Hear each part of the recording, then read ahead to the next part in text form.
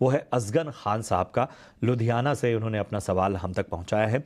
JSW infra इन्होंने ख़रीदा हुआ है, 150-52 के स्तर पे इनकी ख़रीदारी है और जाहिर सी बात है कि अच्छे स्तर पे इन्होंने स्टॉक में परचेजिंग की और वहाँ से ज़बरदस्त मुनाफा इनको होता हुआ।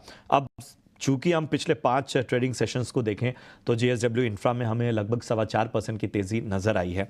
आज की अगर हम बात करें तो आज स्टॉक में जो है वो 1.25% का दबाव देखने को मिला है। तो इन्वेस्टर्स आमतौर पे इस दबाव में एक तरह का नज़रिया जानना चाहते हैं। गौरांग सर, आपके पास आऊँगा। JSW इंफ्रा 152 की खरीद, आज स्टॉक में हमने 1.25% का दबाव भी देखा, आप क्या सुला देंगे? ये कंपनी का आईपीओ पिछले साल मेरे ख्याल से सितंबर के आसपास आया था। 113 और 119 का फ्लोर प्राइस था और 119 में लोगों को शेयर दिए गए थे और इसी के लिस्टिंग होने के बाद मेरे ख्याल से इन्होंने निवेश किया होगा। तो पहले तो आईपीओ नोट को एक आधार बना करके अगर मैं इनको राय दूं तो जल्दबाजी मुनाफा वसूली की तो मैं राय नहीं दूंगा। अगर समय की पाबंदी नहीं है तो बने रहे लंबी अवधि तक। और इसका कारण ये है कि इन्होंने ये कंपनी पहले तो पोर्ट लॉजिस्टिक्स से जुड़ी हुई कंपनी है और हाल ही में मेरे ख्याल से कुछ महीनों पहले इन्होंने एक नया करार भी किया था।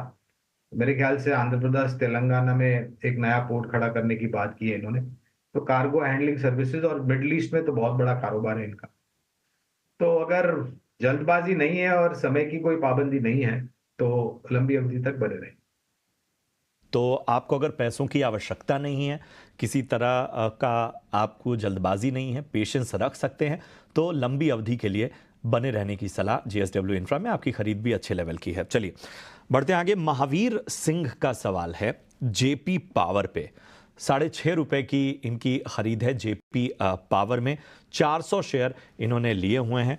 शानदार लेवल पे लिया हुआ है ये स्टॉक और अक्सर इन्वेस्टर JP पावर पे सवाल पूछते हैं। राहुल जी बताइए, बढ़िया स्तरों पे इन्होंने स्टॉक में एंट्री की हुई है, लेकिन JP पावर पे तो रणनीति वक्त वक्त पे बदलती रहती है। बताएं क्या करना चाहिए? डेफिनेटली उनको होल्ड करना चाहिए, पहले तो सलाह यही होगा।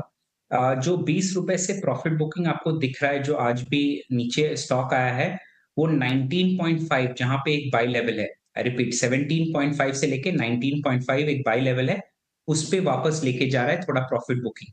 17.5 अगर ब्रेकआउट हो जाता है, ब्रेकडाउन हो जाता है, बेग योर पार्डन, और एक बेरिश कैंडल फॉर्मेशन आपको दिख रहा है वहाँ पे, तभी उनको एग्जिट कर देना चाहिए। बट जब तक 17.5 लेवल का इंटैक्ट है, उनको होल्ड करना चाहिए करंट पोजीशन।